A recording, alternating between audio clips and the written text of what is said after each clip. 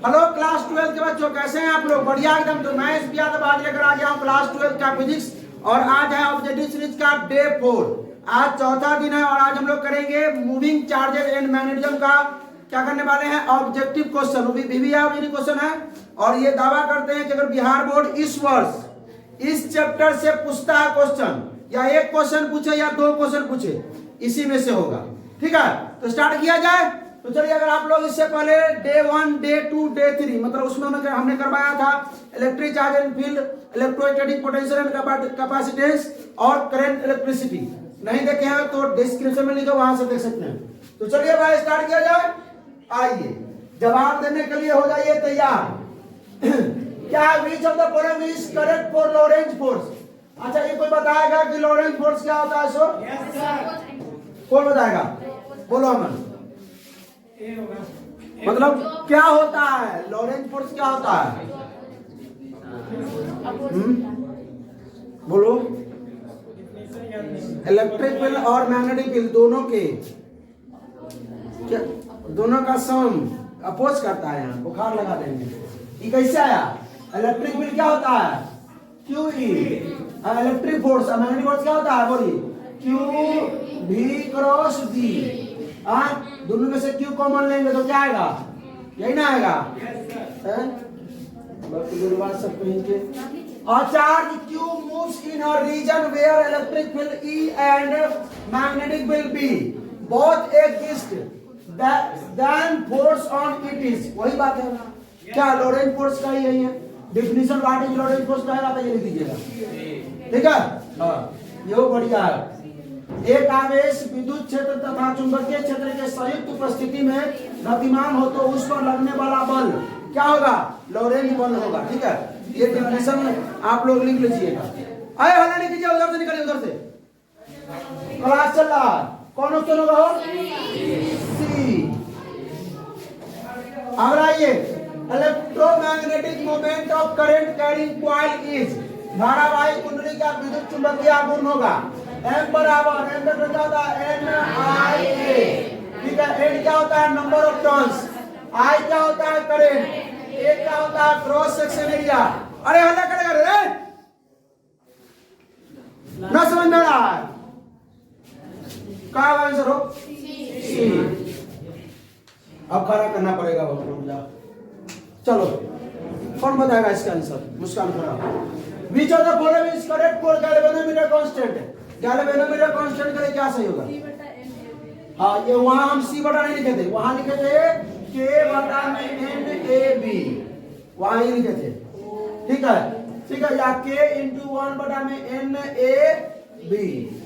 ठीक है, ये लिखे थे। चलिए शुरू कर, इसको देखा जाए। इसके बाद आइए, क्योंकि जब हम प्रूफ किए थे इसको तो वहां पर हम क्या लिखे थे? के लिखे थे। क्या लिखे थे? के, क्योंकि ई बराबर देखिए ये चीज को हम क्या लिखते थे? जी लिखते थे। इस क्या बोलते हैं इसको? इंटू में 5 आता था। इंटू, हाँ, इंटू में 5, इंटू में 5। ये पूरा क्या बोलते थे? जी बोलते थे। जी इंटू 5। आइए अगला क्या है? Resistance of ideal emitter. इधर पिछला बड़ा भी हुआ था, लेकिन इस बार रिपीट करा दिए थे। Resistance of ideal emitter 0, resistance of ideal voltmeter infinite. ये भी क्या होगा? 0 ही होगा, वही चीज है। आइडियल एमिटर दोबारा क्वेश्चन हो गया है। और the resistance of ideal voltmeter क्या होगा? अनंत। क्या होगा? अनंत। आगे बढ़ते हैं हम लोग। Which of the following is the correct for vector form? Vector form में आपको बताना है बायो-सावर्ट लॉ का नियम। बायो-सावर्ट लॉ का फॉर्मूला बता दीजिए खाली, उसका वेक्टर फॉर्म हम निकाल के बता देंगे। बायो-सावर्ट लॉ फॉर्मूला, बायो-सावर्ट नाम लिखिए। बायो-सावर्ट लॉ का फॉर्मूला बताइए, इसका भी नाम लिख लीजिए। खैर, बायो-सावर्ट लॉ का फॉर्मूला नाम लिख दो। तू बोल।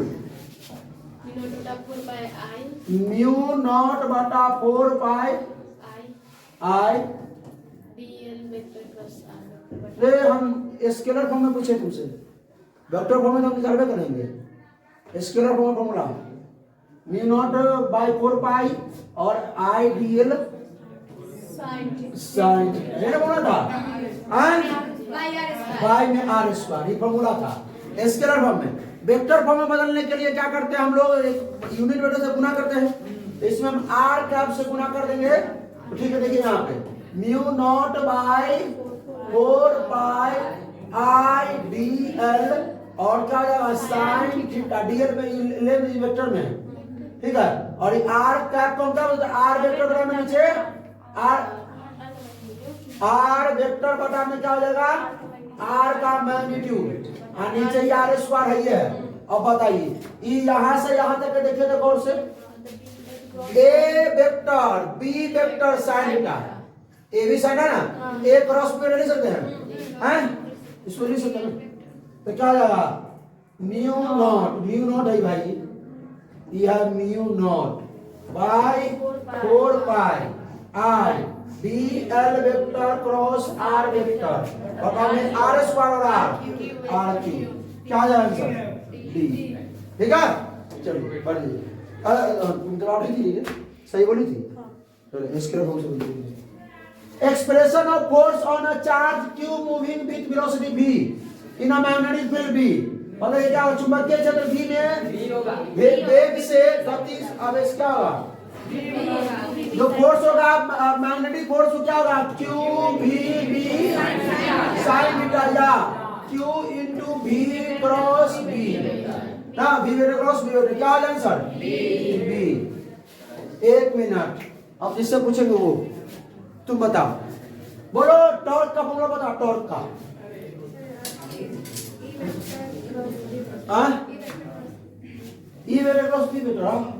कौन मूर्खटिया से खर्च है तुमने, नाम लिखो इसका, भुवन तुम बोलो। P वेक्टर क्रॉस v, अरे भाई कहाँ तुम पी में चले गए, इसमें होगा m vector cross v, M vector cross B vector, वहां था टॉर्क का चैप्टर 1 में क्या था, P vector cross E vector, यानी पी साइन में यहाँ एम बी साइन क्या होता है, ठीक है। हाँ बढ़िया आ गया ये question number 11। A circular coil of radius r carries a current I. The magnetic field at its center is B. Or at what distance from that center on the axis of the coil the magnetic field will be B बटा 8। मतलब क्या बोला है तो सुन लीजिए, एक बेताकार loop जिसकी त्रिज्या है, एक बेताकार लूप है जिसकी त्रिज्या कितना है r है, जिसमें आज धारा क्या हो रही है, प्रवाहित हो रही है, घूम रही है, और तथा जिसके केंद्र पर चुंबकीय क्षेत्र भी, यहाँ पर चुंबकीय क्षेत्र भी है मैग्नेटिक फील्ड, वृत्त के अक्ष पर उसके केंद्र से कितनी दूरी पर, वृत्त का अक्ष यही ना होगा, हो वृत्त ऐसा है 5 मार्क्स में पूछता है, बताओ मैं इसको प्रूव करके, अब फार्मूला कितना होता है मालूम है इसका, अभी पूछ देते हैं। यह है इसके बीच में, ये देखिए बाला भी यूज किए थे, बाला इसके बीच में इस प्रकार ये अक्ष पर कितना दूरी पर एक से बता देना, तो यहाँ पर कितना दूरी पर जो होगा इसका जो मैग्नेटिक फील्ड होगा चुंबकीय क्षेत्र b बटा 8 हो जाएगा, कितना दूरी। तो पहले तो हम लोग कितना x का मान निकालना ना, x का मान कितना होना चाहिए, तो x का मान √3 r होना चाहिए कि 2r होना चाहिए कि √2r होना चाहिए, क्या होना चाहिए वो देखना है। तो उसके लिए हमको क्या करना पड़ेगा, इसका फार्मूला मान पहले सेंटर पर जो मैग्नेटिक फील्ड होगा उस सेंटर पर क्या होगा mu naught I by 2r, ये होगा सेंटर पर मैग्नेटिक फील्ड, ठीक है। अब उससे x अक्ष दूरी पर कितना होता है मैग्नेटिक फील्ड, बताइए तो थोड़ा, म्यू नॉट I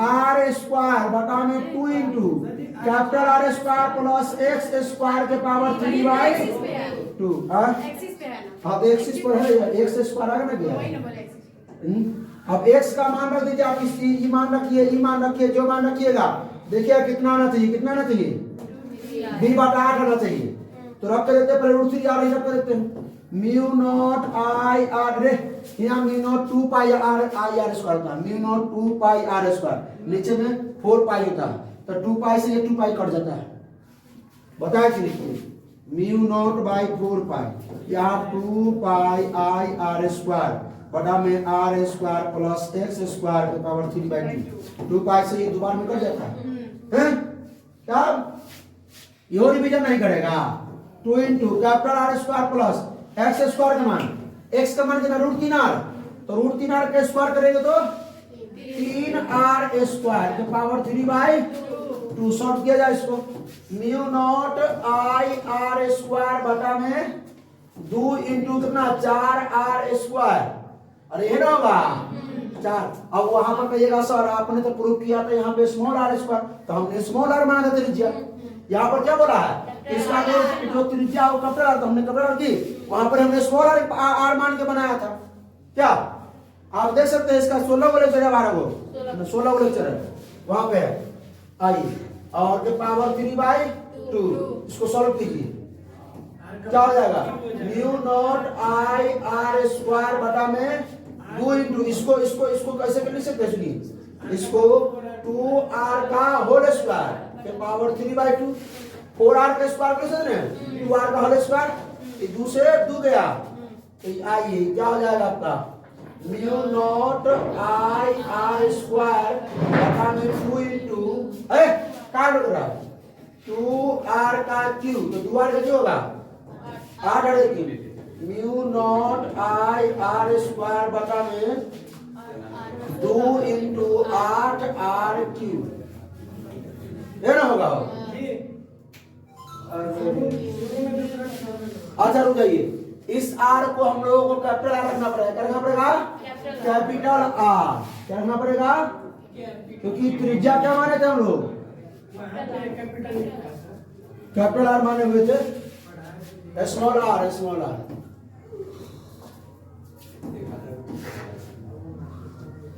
क्या हो जाएगा। अब एक बार बचेगा, क्या बचेगा एक बार बचेगा नीचे। अब इसको ले लीजिए यहाँ पे क्या है म्यू नॉट आई, अब आर नहीं नीचे, नीचे में क्या है 2 इंटू 8r, तो म्यू सुनिए ध्यान दीजिए, क्या इसको ऐसे लिख सकते हैं, ऐसे सुनिए ये 8 इंटू 2r या यही बड़ा r कैपिटल आर, तो इसको देखिए mu naught by 2r, mu naught by इसको b बोल सकते हैं b, तो ऊपर b या बटा में कितना हो गया r, ये पूरा हो गया b बटा में r, तो ए ऑप्शन ही करेक्ट हो गया। b सब रखने इतना भारी क्वेश्चन को वहां बनाइएगा, इसको नोट लीजिए ठीक है। हाँ यहाँ से तो बना दिए। आइए for converting a galvanometer to voltmeter, galvanometer से वोल्टमीटर बदलने के लिए क्या करना पड़ेगा हाई रेजिस्टेंस की लो रेजिस्टेंस, ये दोनों को छोड़ दीजिए, ये दोनों बताइए उच्च प्रतिरोध जोड़ते हैं, ठीक है कोई दिक्कत। आइए अगला आइए द डायमेंशन समझ लीजिए, the dimension formula of magnetic field, और मैग्नेटिक क्या बोलते हैं induction is given by magnetic field का डायमेंशन होना मालूम है A M L 0 T magnetic A minus 1 ठीक है, लेकिन इसको निकाल के F बराबर क्या होता है Q V B sin theta, तो B का मान निकाला ना भाई, तो B बराबर क्या हो जाएगा F, अब F वेक्टर रहेंगे, F बटा में क्या जाएगा Q और V, sin थीटा का तो जब करते हैं कांस्टेंट है, एक का क्या होता है M L T के पावर -2, Q 4 का क्या होता है AT, और V वेलोसिटी क्या होता है L और T के पावर -1 है ना होता है। अब देखिए अब ए वजह से वो लूल हो जाएगा, M ऊपर है और T क्या है, ए वो कट जाएगा, ए वो बचेगा हाँ L0, अरे सर जी टी इनवर्स से टी विभाजित 0 हो गया है ना, ए वो T है ना यार, ई का कहानी खत्म हो जाएगा, तो T -2 और ए ऊपर जाएगा तो ए इनवर्स, कौन ऑप्शन है ए, ठीक है चलिए। आइए वही सेम डायमेंशन वाला मैग्नेटिक फील्ड क्या होगा A B B B B B B, हाँ अब अमन when ammeter is shunted, जब ए मीटर को शंट मतलब ए मीटर में शंट को जोड़ा जाता है, ठीक है शंट किया जाता है, तो इसका मेजरिंग जो रेंज होता है वो बढ़ जाता है कि कम हो जाता है, हाँ रेंज जब शंट को लगाते हैं उसमें, तो शंट व्हाट इज शंट पढ़े थे, शंट चैप्टर 4 में ही, मूविंग चार्ज बड़ा हो रहा है, खड़ा हो तुम खड़ा हो बोलो ए इंक्रीज, ठीक है, क्योंकि इंक्रीज क्या आता है समझे, क्योंकि यहाँ पे जो करंट जो है ना बहुत कम दिया था, बहुत कम, न के बराबर, मतलब मिली एम्पियर में करंट दिया जाता है, मिली एम्पियर में, ठीक है।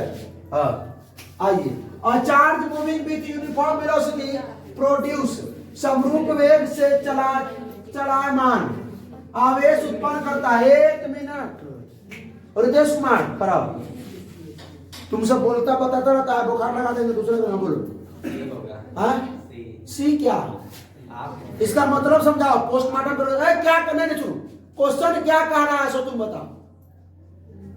हाँ नाम लिखिए इसका, बता दिया सी इसलिए बोल दिया, खड़ा हो तू बता रहे, इसका पोस्टमार्टम करके बता कि कैसे मतलब सी करेंसर होगा, क्वेश्चन कहा क्या, देखो नाम लिख राकेश तुम बताओ। कांस्टेंट वेलोसिटी से चल रहा है, क्या फील्ड मैग्नेटिक फील्ड बनाता है अभी, इलेक्ट्रिक फील्ड, यानी कि अगर चार्ज Q अगर रेस्ट पर हो क्या हो तो सिर्फ बनाता है इलेक्ट्रिक फील्ड, क्या बनाता है, अगर चार्ज वेलोसिटी में हो भी कांस्टेंट वेलोसिटी से, कांस्टेंट तो क्या electric field and magnetic field, अगर चार्ज मोशन में हो, लेकिन कौन सा मोशन, एक्सेलरेशन मोशन यानी त्वरित गति में हो, तो इलेक्ट्रोमैग्नेटिक वेव चैप्टर 1 पढ़े है ना, हाँ वही चीज, तो कौन होगा इलेक्ट्रोमैग्नेटिक फील्ड, यानी electric field and magnetic field को बोलते हैं इलेक्ट्रोमैग्नेटिक फील्ड। राकेश का नाम नहीं बता दिया, अरे मैं तो ऑप्शन में कहा गया, अरे the magnetic field at the centre of circular loop of area A is B, क्षेत्रफल ए वृत्ताकार लूप के केंद्र पर तो भाई केंद्र पर हम ऑप्शन लिख देते अपने से, ठीक है,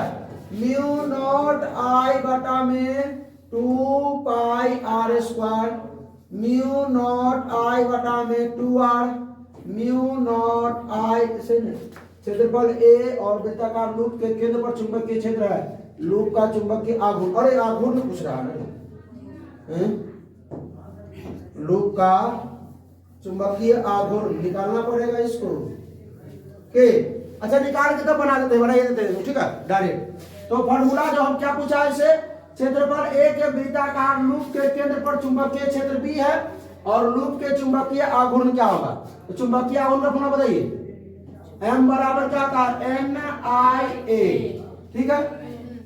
अच्छा एक और चीज, b बराबर क्या होता है केंद्र पर, म्यू नॉट आई बटा में 2r, ये ना होता है। अच्छा एक और बात बताइए, हमको तो यही निकालना है, हमको आई का मान तो यहां से निकाल सकते हैं, आई बराबर क्या हो जाएगा 2br बटा में म्यू नॉट, तो आई का मान यहां रख देंगे, लेकिन एरिया भी ना चाहिए,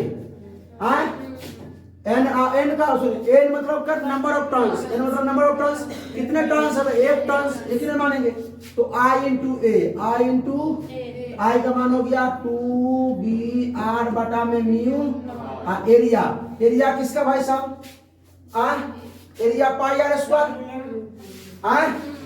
एरिया पाई आर स्क्वायर होता है, पाई आर स्क्वायर। अब क्या किया जाए, क्या हो जाएगा 2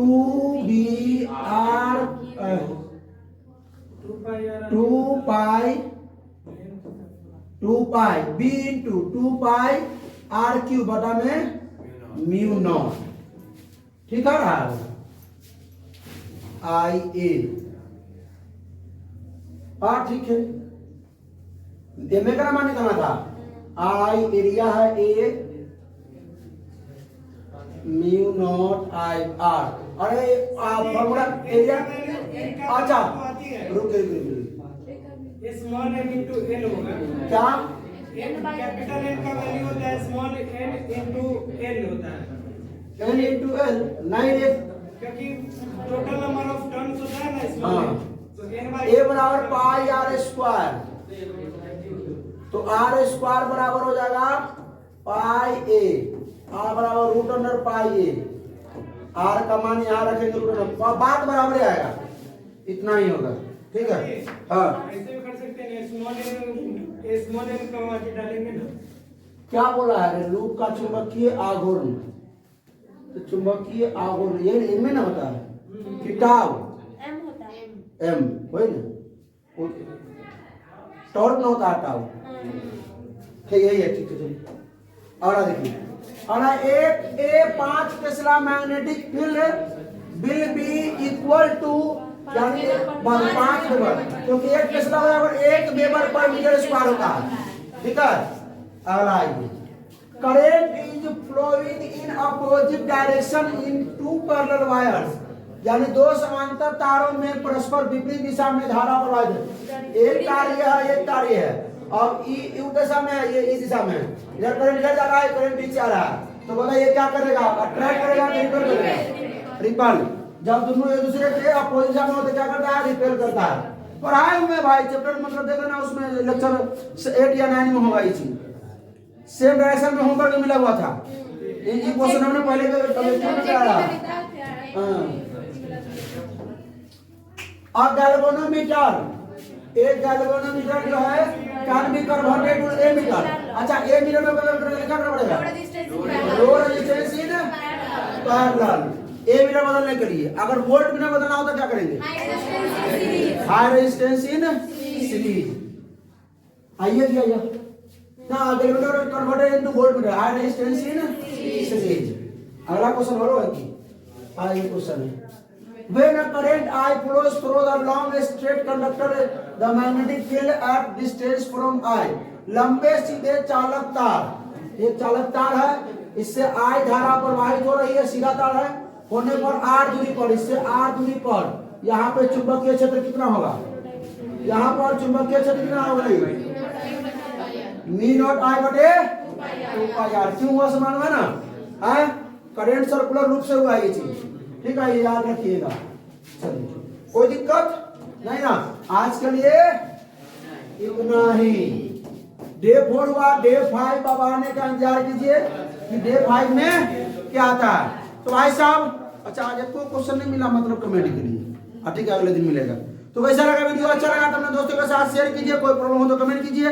फिर मिलते हैं अगले लेक्चर में, तब तक हंसते रहिए, मुस्कुराते रहिए, पढ़ाई करते रहिए। All the best.